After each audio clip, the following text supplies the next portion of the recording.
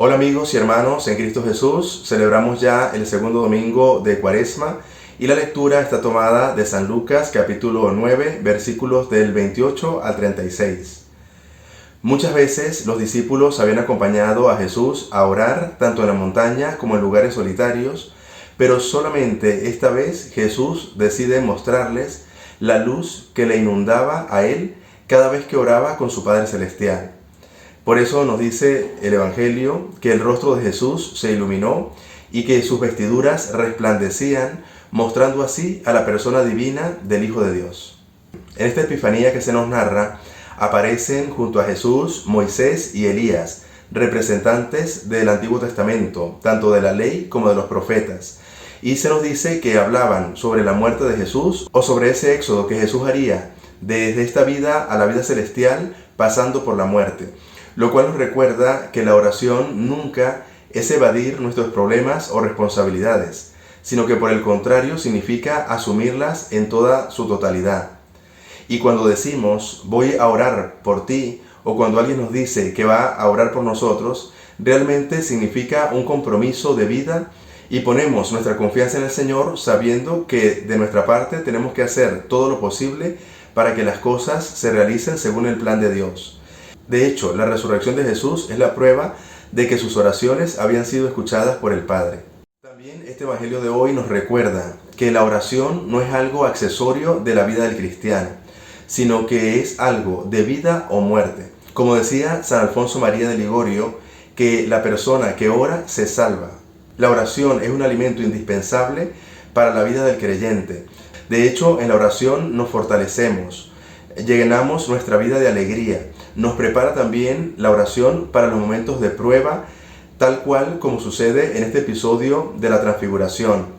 Jesús, que ya ha anunciado su muerte en la cruz, muerte que no era bien asumida por los discípulos, Jesús les muestra un pedacito de su gloria para preanunciar su resurrección e indicarles que después del sufrimiento al cual iba a ser sometido, vendría su gloria que le daría el Padre a través de la resurrección.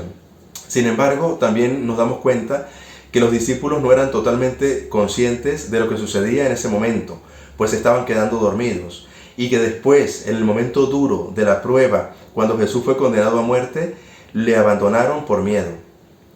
Por lo tanto, la invitación para nosotros es a fortalecernos con la oración para no caer en la tentación y para superar las pruebas, a diferencia de los discípulos. Por otra parte, la oración nos invita a escuchar. Así como Pedro, Santiago y Juan escucharon en este Evangelio la voz del Padre que le hablaba de Jesús, la oración cristiana bien realizada nos lleva, como a los discípulos Pedro, Santiago y Juan, a escuchar la voz de Dios. Esa voz de Dios que nos habla la podemos escuchar en la contemplación del misterio de Cristo y en el silencio reverencial de nuestra propia oración, la cual nos da una misión y nos compromete, y a la vez nosotros aceptamos el compromiso que Jesús pone en nuestras manos para ayudarle en la construcción del reino. Otra enseñanza que sacamos del Evangelio de hoy es que el fruto de cada oración no es tanto los bienes espirituales o materiales que solicitamos al Señor, sino sobre todo la misma persona de Jesús. Dice la narración que en la visión que tuvieron los apóstoles, desaparecieron Moisés y Elías y la nube y quedó Jesús solo. Lo cual nos indica que solamente Jesús basta en nuestro caminar, que la única voz que debemos escuchar es la de Él y que Él es el único que me lleva a la plenitud de la vida por la salvación que me ofrece.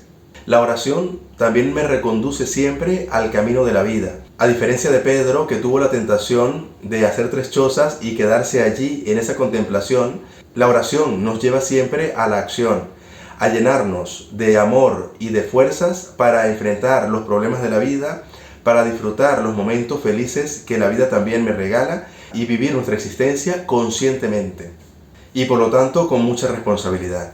Por último, nos recuerda el Señor que desde la montaña de un sitio alto, el cual significa la oración, y desde el cual siempre vemos las cosas pequeñas, podemos desde allí no contarle a Dios cuán grandes son nuestros problemas y nuestras preocupaciones, sino sobre todo contarle a nuestros problemas lo grande que es Dios y lo poderoso que es en nuestra vida y cómo nos ayuda constantemente a lo largo de nuestra existencia.